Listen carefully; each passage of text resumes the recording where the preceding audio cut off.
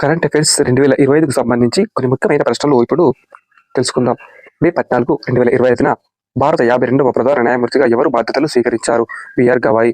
BR Gavai దేశంలో రెండవ దళిత CJI అయితే మొదటి దళిత సిజేఐ ఎవరు అంటే కేజీ బాలకృష్ణన్.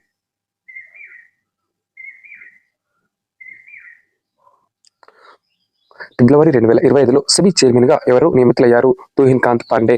ఈ తుహిన్ కాంత్ పాండే మాధవి పూరి బూచ్ తర్వాత సెబీ చైర్మన్ గా నియమితులయ్యారు. అయితే మాధవి పూరి బూచ్ దేశంలోనే సెబీ చైర్మన్ గా బాధ్యతలు చేపట్టిన తొలి మహిళ.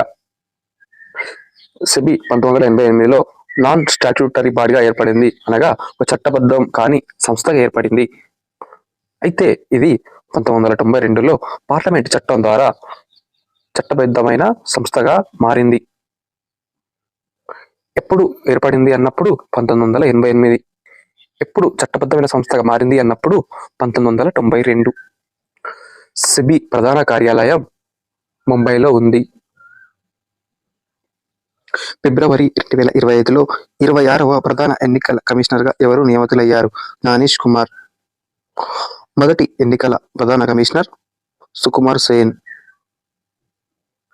సుకుమార్ సేన్ మొదటి ప్రధాన ఎన్నికల commissioner.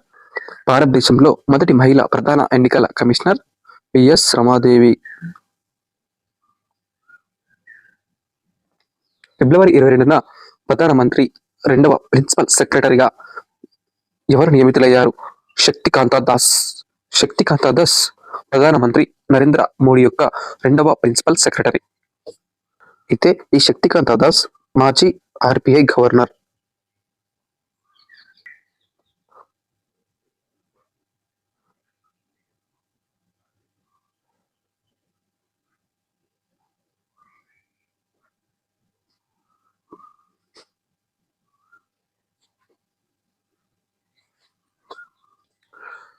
First principal secretary PK Mishra. అయితే ఇప్పుడు పీకే మిశ్రా మరియు శక్తికాంత దాస్ ఇద్దరు కూడా ప్రధాని నరేంద్ర మోడీ యొక్క ప్రిన్సిపల్ సెక్రటరీ.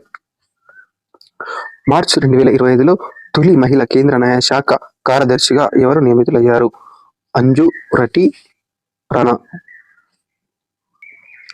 భారత నావిక దళం కోసం 26 రాఫెల్ విమానాలను కొనుగోలు చేయడానికి 2025 ఏప్రిల్ 28 భారతదేశం ఈ దేశంతో ఒప్పందంపై సంతకం చేసింది? ఫ్రాన్స్. మొదటి ప్రపంచ ఆడియో విజువల్ మరియు ఎంటర్టైన్మెంట్ సమ్మిట్ వేవ్ సమ్మిట్ 2025 మే 1 నుంచి 4 వరకు ఎక్కడ జరిగింది? ముంబై. ఈ కార్యక్రమాన్ని ప్రధాని నరేంద్ర మోడీ ప్రారంభించారు. 28వ జాతీయ ఈ గవర్నెన్స్ సమావేశం 2025 జూన్ 9-10 తేదీలలో ఎక్కడ జరగనున్నది? ఆంధ్రప్రదేశ్లోని విశాఖపట్నం. 27వ జాతీయ ఈ గవర్నెన్స్ సమావేశం 2024లో ముంబైలో జరిగింది. అటవీ నిర్మూలించడానికి AI ఆధారిత real time forest alert system ప్రారంభించిన భారతదేశంలో మొదటి రాష్ట్రం ఏది? మధ్యప్రదేశ్. అటవీ నిర్మూలన నివారించడానికి మధ్యప్రదేశ్ ప్రభుత్వం రియల్ టైమ్ ఫారెస్ట్ అలర్ట్ సిస్టమ్ను ప్రారంభించింది. 23వ లా కమిషన్ చైర్మన్ గా ఎవరు నియమితులయ్యారు? జస్టిస్ దినేష్ మహేశ్వరి. అయితే 22వ law commission chairman Rituraj Awasthi. 22వ లా కమిషన్ చైర్మన్. అయితే మొదటి law commission chairman MC Setalvad. మొదటి లా కమిషన్ చైర్మన్. ఇది భారతదేశంలో అనగా స్వతంత్ర భారతదేశంలో మొదటి లా కమిషన్. స్వతంత్ర భారతదేశంలో మొదటి లా కమిషన్ 1955లో ఏర్పడినప్పుడు first law commission chairman MC Setalvad. British ప్రభుత్వ కాలంలో భారతదేశంలో లా కమిషన్ అనేది 1833 చార్టర్ చట్టం ద్వారా 1834లో లా కమిషన్ ఏర్పడింది. అప్పుడు దీనికి మొదటి చైర్మన్ లార్డ్ మెకాలే.